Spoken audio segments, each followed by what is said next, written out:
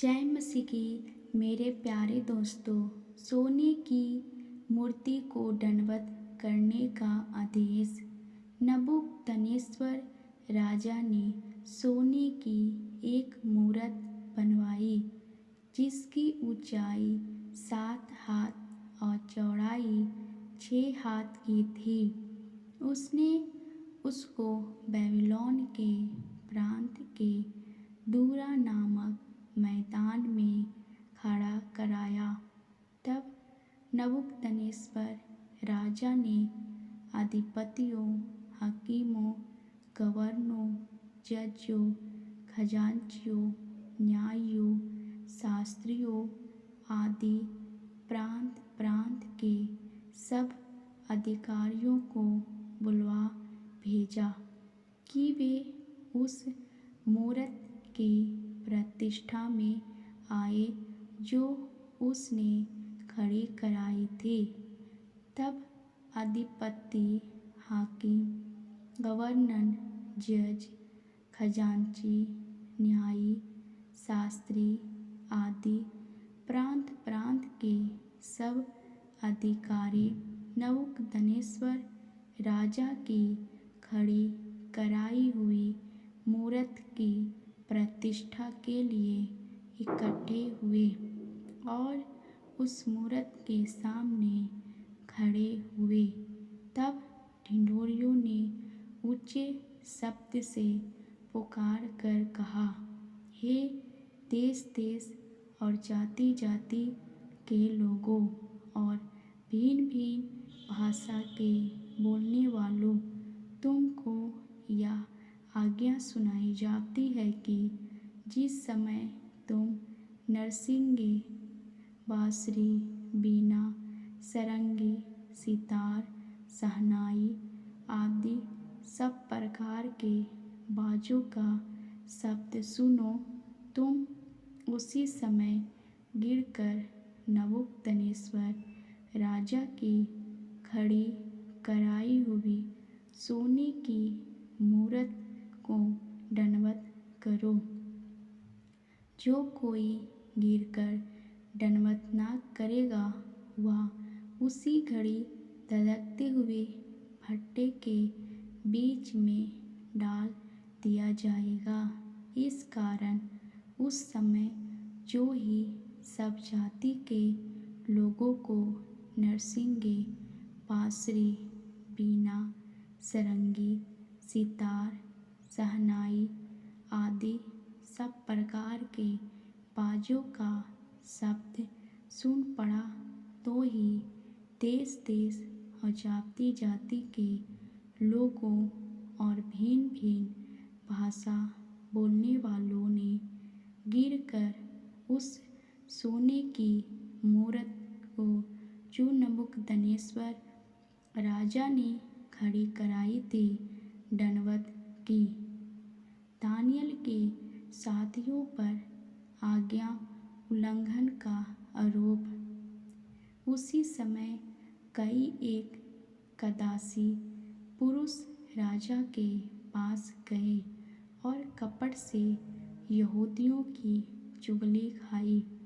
वे नबूकदनेस्वर राजा से कहने लगे, हे राजा, तू चिरंजीवी रहे।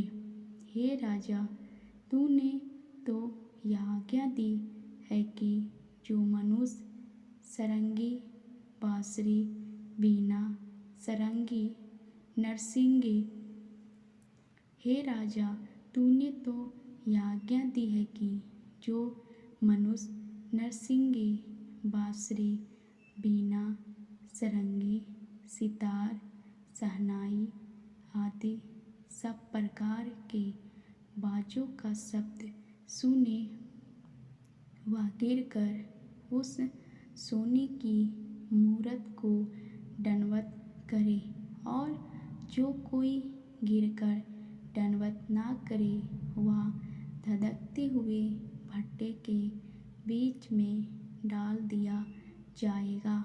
देख, शद्रक, मेशक और अबेदनगो नामक कुछ यहूदी पुरुष हैं जिन्हें तूने बेबीलोन के प्रांत के कार्य के ऊपर नियुक्त किया है। उन पुरुषों ने, हे राजा, तेरी आज्ञा की कुछ चिंता नहीं की। वे तेरे देवता की उपासना नहीं करते और जो सोने की मूरत तूने खड़ी कराई है उसको दंडवत नहीं करते। तब नबूकदनेस्सर ने रोष और झंझलाहट में आकर आज्ञा दी कि शद्रक, मेशक और अबेदनगो को लाओ। तब वे पुरुष राजा के सामने हाजिर किए गए।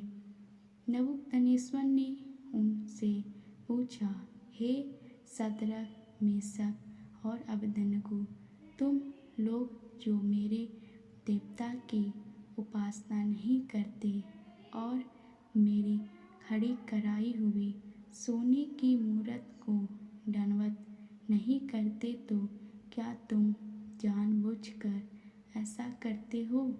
यदि तुम अभी तैयार हो कि जब नरसिंगे, बांसुरी, वीणा, सारंगी, सितार, शहनाई आदि सब प्रकार के बाजों का शब्द सुनो और उसी क्षण गिरकर मेरी बनाई हुई मूरत को दंडवत करो तो बचोगे, और यदि तुम दंडवत ना करो तो इसी घड़ी धधकते हुए भट्ठे के बीच में डाले जाओगे। फिर ऐसा कौन देवता है जो तुमको मेरे हाथ से छुड़ा सके? शद्रक, मेशक और अबेदनगो ने राजा से कहा, हे नबूकदनेस्सर, इस विषय में तुझे उत्तर देने का हमें कुछ प्रयोजन नहीं जान पड़ता।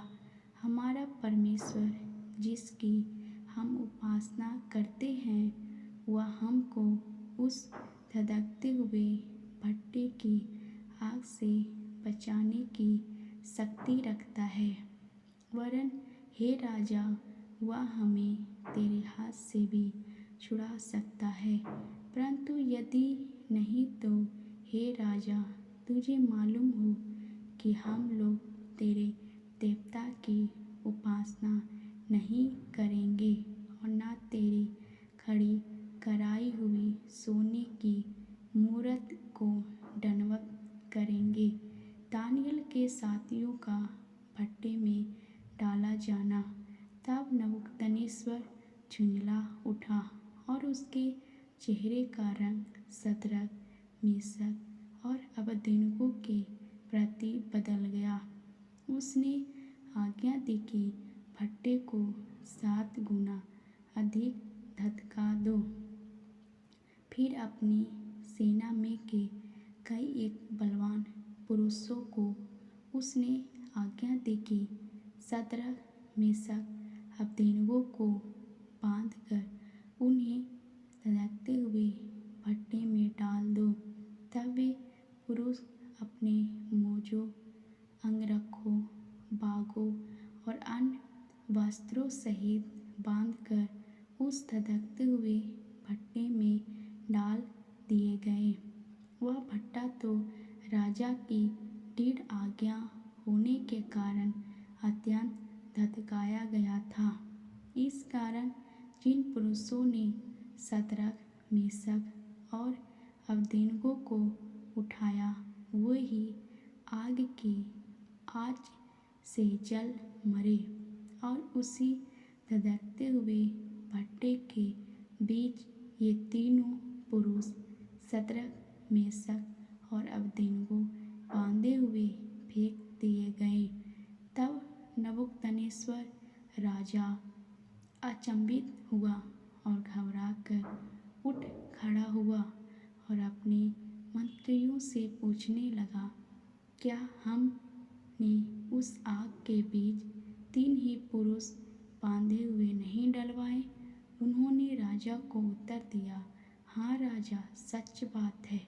फिर उसने कहा, अब मैं देखता हूँ कि 4 पुरुष आग के बीच